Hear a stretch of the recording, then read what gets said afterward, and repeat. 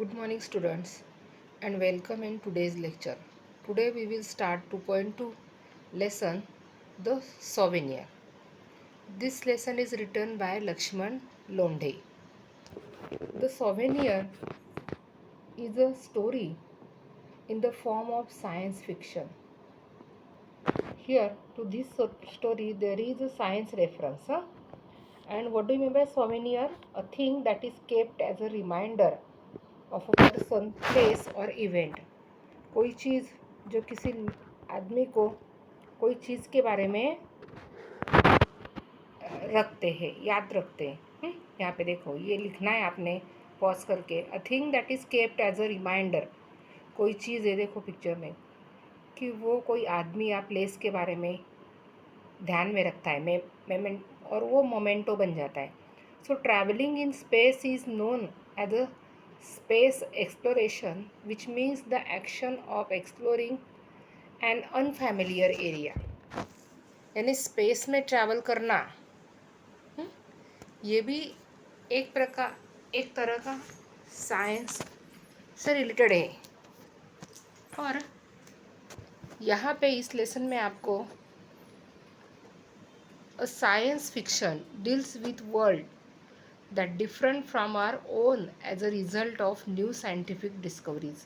आज के ज़माने में जो साइंटिफिक डिस्कवरीज हुई है, उसका भी आपको यहाँ पे एग्जाम्पल मिलता है इस स्टोरी में। यानी साइंस बेस्ड ये लेसन है। Through the story the writer has try to tell us the changes which would have taken place in 2069। ऐसे ही अगर हम साइंस में डिस्कवरीज करते रहेंगे तो राइटर का कहना है कि 2069 में हम लोग ऐसे ही रहेंगे, इतनी ही टेक्नोलॉजी रहेंगी। तो you understood the meaning of souvenir. यानी कोई ऐसी चीज़ वो आपको रिमाइंडर बन जाती है। दैट मे बी पर्सन, कोई प्लेस हो, कोई जगह हो, कोई आदमी हो, या फिर कोई इंसिडेंट हो।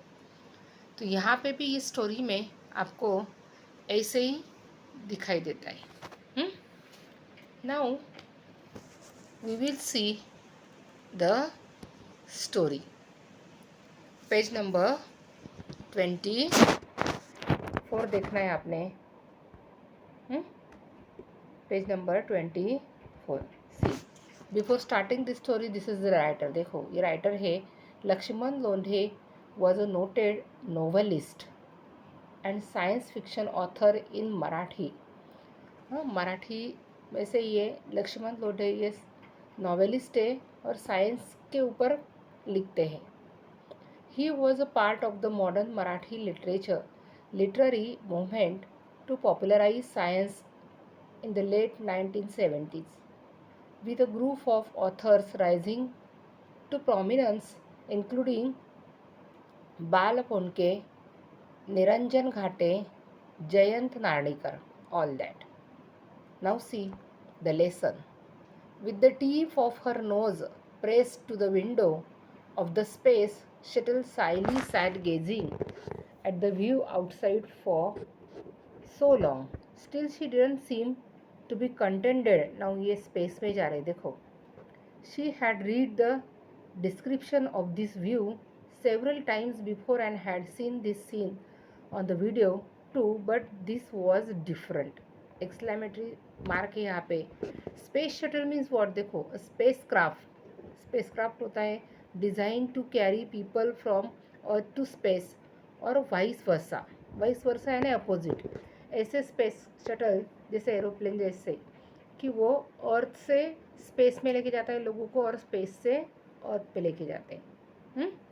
Now reading the description was one thing, watching the picture and videos captured by the camera was another, but getting an opportunity to view that amazing panorama with your own eyes, being present physically right in the midst of it, was indeed an out of the world experience.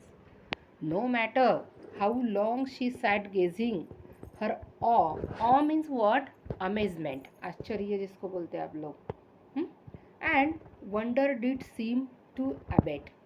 See, abate means decrease. यानी कोई picture ऐसे सामने आंखों के सामने देखना और original experience करना, अनुभव करना, ये अलग होता है। वीडियो पॉज करके आपने ये न्यू वर्ड्स लिखने हैं। डिस्क्रिप्शन मीन्स अ स्पोकन और written account by a person. कोई किसी आदमी से ये चीज़ जो है स्पेस ऐसे होता है वैसे होता है वो देखना और मेमोराइज करना, लेकिन और खुद ये एक्सपीरियंस अभी साइली एक्सपीरियंस कर रही है स्पेस में बैठ के, and she is taking everything in her camera. The earth gradually appeared to get smaller and smaller in the sky. अभी स्काई से वो अर्थ को देख रही तो वो कैसे दिख रहे, जैसे जैसे वो ऊपर जा रहे वैसे smaller. The azure blue sky was now looking jet black. Jet, आपको पता है, an aircraft powered by one और मोर jet engines.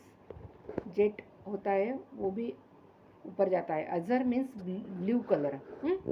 The clouds had disappeared, the stars are now, she is walking to the shore. This trip to the moon was